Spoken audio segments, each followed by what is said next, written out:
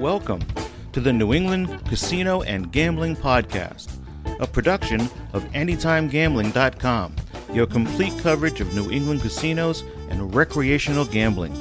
So you got your Dunkin's coffee ready?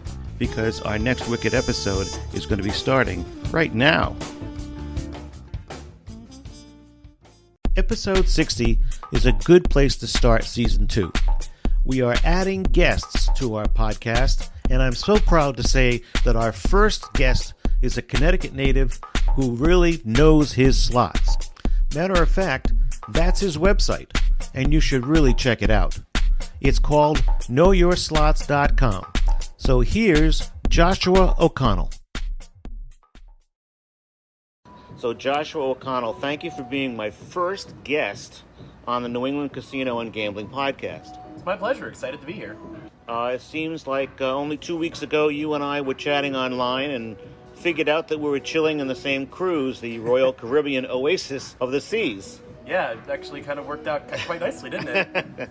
This is going to be a quick format because, as you know, we have 10 minutes that we have to squeeze in, including intro and outro and all those other tros. So I'm going to jump right in, and I have to say I'm a huge fan of Know Your Slots. It just covers so many areas of slot playing as well as, I would say, non-gaming issues, and you seem to just cover it all. Yeah, I mean, I really try to focus on questions that many players ask a lot of the time. You know, people get obsessed about things like hand pays, but they go into the casino with a $100 budget. And so, it helps to be realistic about what your budget can accomplish, but that also means you can get the most out of your trip by being able to keep that mindset, So that's why I do it. Let's just jump right in, shall we? Sure.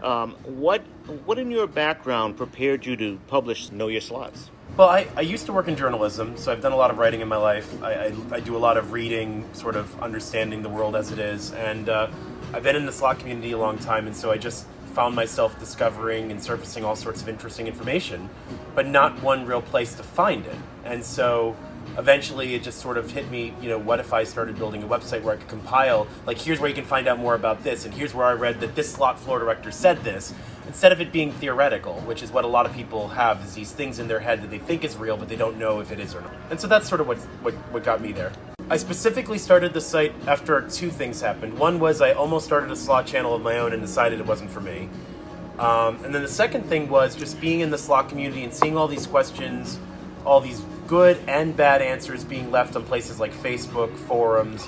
Everybody has an opinion about what it is, but very few people had the real answer. And what I've seen since I've started the site is something that I really wanted to happen, which I'm seeing my site being referenced as research material. Yes. And because I'm able to back up a lot of what I write about by pointing to where I got the information, it makes it easier for people to trust it. And so I wanted a trustworthy site. So besides slot machines, what are other casino games that you particularly play, and under what circumstances would you actually play those other types of casino games? Yeah, so I like Jacks or Better Video Poker. It's a game that I've sort of gotten to know really well over the years. And I'll play that just about any time. But for me, like on quarter level, it's a good lower rolling game because you don't tend to have massive swings because it's a lower volatility version of video poker. So I like that. And then I do play some table games if I have the bankroll and kind of in the mindset. On cruises, I love to play blackjack. I was into craps for a while, but I kind of gave that up for a bit just because it can be very punishing when it's not working. And I'm starting to learn games like Ultimate Texas Hold'em, Face Up Pai Gow. I do like a little bit of diversity in my visits, and slots can get a little tiring after a while, especially on my eyes. So sometimes I'll play some other stuff. But you know what it is? Jacks are better. I pump up the speed. So for me, it's just like rattling through hands, and I can do that for a good chunk of time. And when I get into a good rhythm, I actually find that quite fun. It's when I start making mistakes that it becomes very hard to keep going because then I realize I might be a little too tired for the moment.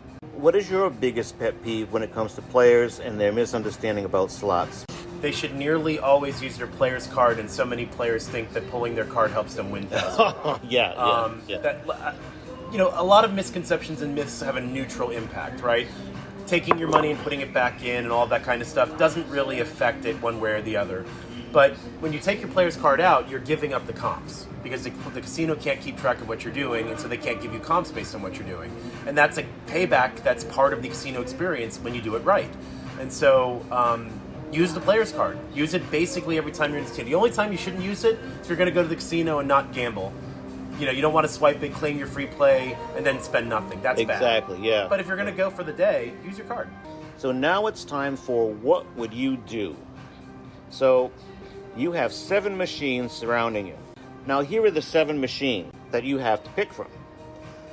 Aristocrat Buffalo Diamond, 88 Fortunes, Ultimate Firelink, everyone's favorite these days, Konami China Shores, Scientific Gaming's Linkit Eureka, and IGT Wheel of Fortune, the original 3-reel.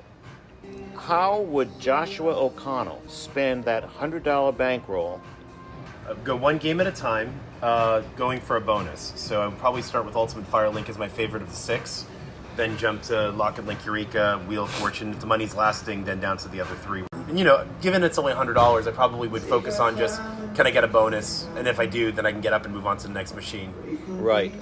I purposely didn't list quick hits because there are just so many variations that I particularly like, but I understand that you like to play quick hits also. I do. It's a lower volatility game, but with the chance for some decent wins. I really love the original old school ones, the 5-reel ones. Mm-hmm. I mean, I've won 7 quick hits on those machines enough times that it's like a nice little something. Yep.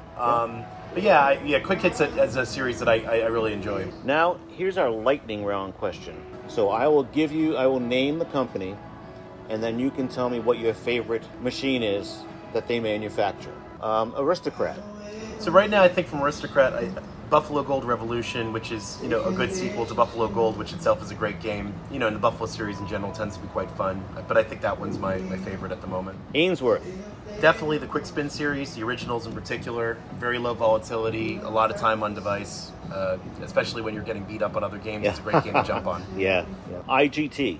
This is going to be a left field one, Megavolt. Very tough, but lots of fun when it starts to pay. Yeah. That's an old one too, isn't it? A little bit older, yeah, but it's still sticking around. Mohegan Sun still got it. Wow.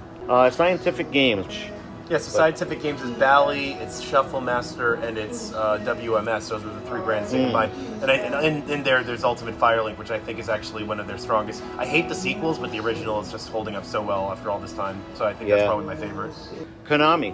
So there's a little lesser-known series of games by Konami called Money Galaxy, which was one of their attempts to try to have like a Link-style experience.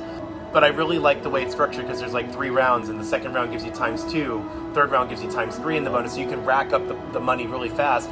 And I've had some crazy big bonuses on that on very small bets. And so last I checked, they still had them at Foxwoods. They took them out of MGM, but I really do find those a lot of fun. It's great that you actually mentioned certain properties in New England. And Every.